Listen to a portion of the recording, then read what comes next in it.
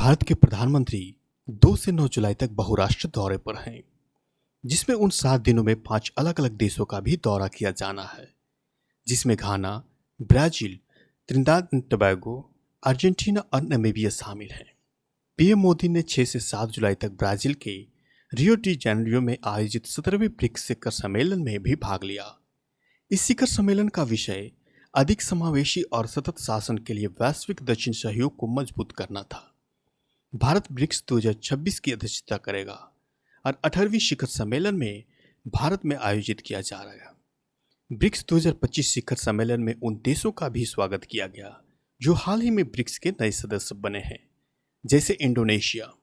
साथ ही कई ब्रिक्स साझेदार देश भी थे: Belarus, Bolivia, Kazakhstan, Cuba, Nigeria, Malaysia, Thailand, Vietnam, Uganda और उज्बेकिस्तान थे।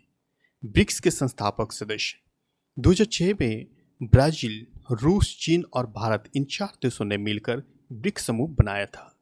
बाद में 2010 में दक्षिण अफ्रीका भी इसमें शामिल हुआ। अब इस समूह में कई अन्य देश भी शामिल हो गए हैं, जैसे Egypt, Indonesia, Iran, Ethiopia, Saudi Arabia और संयुक्त अरब अमीरात। इस सम्मेलन में शामिल नए मुद्दे नहीं थे, लेकिन निश्चित रूप से उत्साहजनक जरूर लगे। ब्रिक्स शिखर सम्मेलन 2025 सत्र को संबोधित करते हुए भारत के प्रधानमंत्री ने कहा कि 20वीं सदी के वैश्विक संगठनों में 21वीं सदी की चुनौतियों से निपटने की क्षमता का अभाव है। संयुक्त राष्ट्र, विश्व बैंक और अन्य वैश्विक शासन संस्थाओं को समकालीन वास्तविकता से रूबरू या प्रतिबिंबित करने के लिए तत्काल सुधार की जरूरत है। उन्होंने शांति और सुरक्षा पर भी बात की कि आतंकवाद मानवता के लिए एक गंभीर खतरा आज भी बना हुआ है। उन्होंने यह भी कहा कि अप्रैल 2025 में पहलगांव में हुए आतंकवादी हमला सिर्फ भारत पर नहीं था, बल्कि यह पूरी मानवता पर था। लेकिन सबसे दिलचस्प बात यह है कि इस बयान को इस बात से कोई जिक्र नहीं था कि हमले किसने किए। इसलिए मैं आपको बता दूं कि पहलगांव में हमले के ठीक बाद भारत सरकार ने जो बयान दिए थे, उसमें इस हमले का आरोप पाकिस्तान पर लगाया गया था।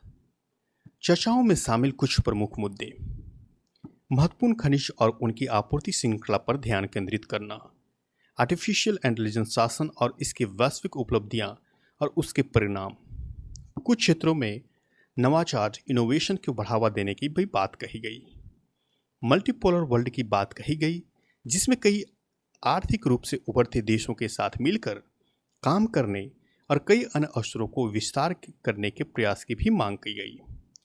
कहा गया कि नए ब्रिक्स विकास बैंक को परियोजनाओं को मंजूरी देने की मांग आधारित सिद्धांत और दीर्घकालिक स्थिरता को पालन करने की भी जरूरत है। ग्लोबल साउथ देशों के लिए एक विज्ञान और रिजर्व की स्थापना करने जानी चाहिए।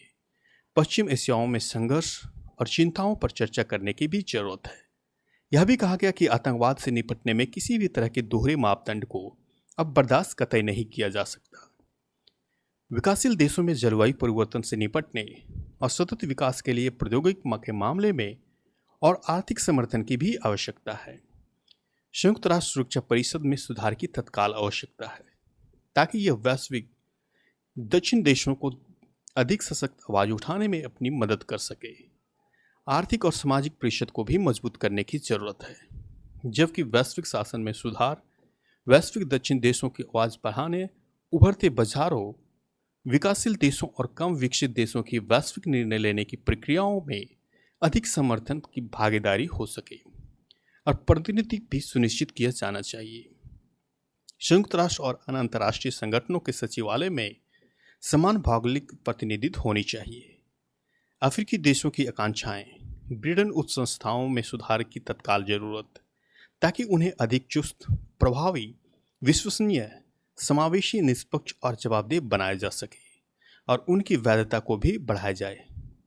IMF कार्यकारी बोर्ड से अनुरोध किया गया है कि वह बोर्ड ऑफ गवर्नर्स द्वारा निर्धारित अधिदेश को पूरा करे, ताकि 17वें GRU के तहत नए कोटे फॉर्मूले के माध्यम से कोटा शेयर के लिए दृष्टिकोण विकसित किया जा सके। विश्व व्यापार संगठन इसकी प्रासंगिकता सुनिश्चित करना और बहुपक्षीय व्यापार प्रणाली की विश्वसनीयता को बहाल करना तथा एक सुलभ, प्रभावी, पूर्ण रूप से कार्यशील 2 स्तरीय बाध्यकारी विश्व व्यापार संगठन विवाद निपटान प्रणाली की तत्काल बहाल करने की भी जरूरत है। यह विश्व व्यापार संगठन में प्रवेश के लिए इथोपिया और ईरान की महत्वाकांक्षाओं को पुरजोर तरीके से भी समर्थन किया गया है। अंतर्राष्ट्रीय कानून के विपरीत एक तरफा बलपूर्वक उपाय लागू करने की भी निंदा की गई है। ब्रिक्स देश सदस्य देशों पर गैर संयुक्त राष्ट्र सुरक्षा परिषद द्वारा अधिकृत प्रतिबंधों को लागू समर्थन नहीं करते, जो अंतर्राष्ट्रीय कानून के खिलाफ है। 13 जून 2025 को ईरान के खिलाफ हुए सैन्य हमले की निंदा भी करते हैं, जो अंतर्राष्ट्रीय कानून और संयुक्त राष्ट्र के चार्टर के खिलाफ था। मध्य पूर्व और उत्तरी अफ्रीकी क्षेत्रों में निरंतर संघर्ष और अस्थिरता पर लगातार चिंताएं बनी हुई है। गाजा के खिलाफ लगातार इजरायली हमले और क्षेत्र में मानवीय सहायता को प्रवेश में बाधा के साथ कब्जे वाले फिलिस्तीन क्षेत्रों की स्थिरता के बारे में भी चिंता जाहिर की गई है। तत्काल, अस्थायी और बिना सत्र युद्ध विराम, गाजा पट्टी और कब्जे वाले फिलिस्तीन क्षेत्रों के सभी अन्य हिस्सों से इजरायली सेना की पूर्ण वापसी, सभी बंधकों की रिहाई और अंतर्राष्ट्रीय कानून के उल्लंघन में पकड़े गए लोगों की रिहाई भी की जाए। गाजा पट्टी कब्जे वाले फिलिस्तीन क्षेत्रों का एक अविभाज्य हिस्सा है और हम फिलिस्तीन प्राधिकरण के तहत पश्चिम तट और गाजा पट्टी को एकीकृत करने की भी बात कही गई। फिलिस्तीन लोगों को आत्मनिर्भर के अधिकार की भी पुष्टि किया गया है, जिसमें उनके स्वतंत्र फिलिस्तीन राज्य का अधिकार भी शामिल है। हम एक बार फिर से कह रहे हैं कि अंतर्राष्ट्रीय कानून और अंतर्राष्ट्रीय न्यायिक निकाय अवैध कब्जे को समाप्त करने तथा उन सभी प्रथाओं को तत्काल रोकने की भी मांग करती है, जो कानूनी मूल्यों को कमजोर करती है तथा न्यायपूर्ण एवं अस्थायी शांति में बाधा डाल रही है।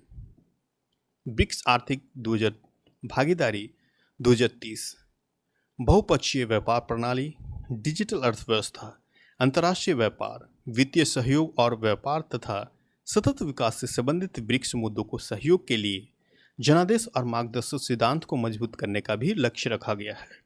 ब्रिक्स 2025 में सबसे महत्वपूर्ण हिस्सा ईरान के प्रमुख परमाणु स्थलों पर सैन्य हमले की निंदा करना था, जो अंतर्राष्ट्रीय कानून और संयुक्त राष्ट्र के चार्टर के खिलाफ माना गया।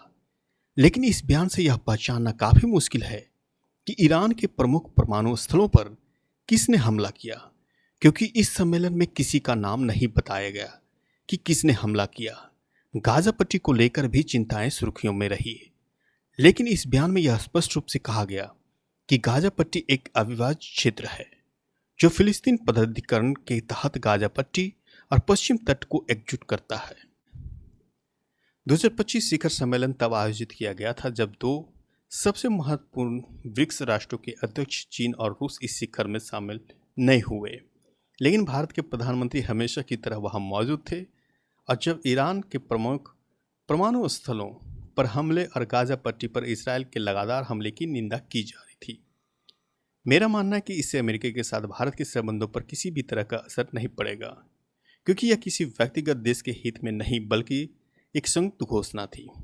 लेकिन जैसे ही ब्रिक्स शिखर सम्मेलन समाप्त हुआ, वैसे ही अमेरिकी राष्ट्रपति ट्रंप ने कहा कि अमेरिकी विकासशील देशों के ब्रिक्स समूह की अमेरिकी विरुद्ध नीतियों के साथ खुद को जोड़ने वाली किसी भी देश पर अतिरिक्त 10% टैरिफ लगाएगा, जिसके नेताओं ने ब्राजील में एक शिखर सम्मेलन में पहल की। जैसे कि अमेरिकी राष्ट्रपति ने 10% टैरिफ लगाने की बात कही, अगर कोई देश इसके खिलाफ जाता है तो इसका मतलब यह है कि भारत में पहले से ही नए अमेरिकी राष्ट्रपति ट्रंप प्रशासन के तहत 26% टैरिफ लगाई गई है। यह घोषणा वास्तविक रूप से अमेरिकी विरोध देखा गया तो इसका साफ मतलब है कि टैरिफ 26% से बढ़ाकर 36% हो जाएगा।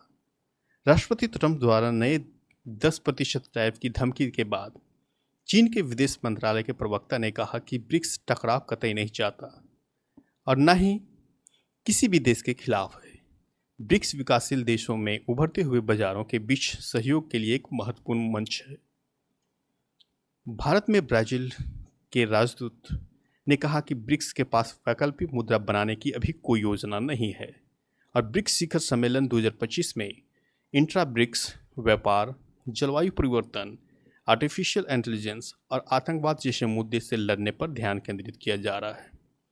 ब्रिक्स समूह व्यापार करने के लिए एक विकल्प के रूप में स्थानीय मुद्रा को अपनाने पर विचार कर सकता है और यह स्वैच्छिक आधार पर ही होगा। यह बयान तब आया जब ब्रिक्स शिखर सम्मेलन 2025 के सभी क्षेत्रों में डी-डॉलराइजेशन के मुद्दे पर चर्चा की जा रही थी। लेकिन नए अमेरिकी राष्ट्रपति ट्रंप प्रशासन ने डी-डॉलराइजेशन या टैरिफ को स्पष्ट किए जाने की भी बात कही। इसमें कोई संदेह नहीं कि ब्रिक्स आने वाले दशकों में उभरता हुआ एक आर्थिक समूह बनने की राह पर है। लेकिन साथ ही में यह भी देखने वाली बात होगी कि इसमें और कितना समय लग सकता है।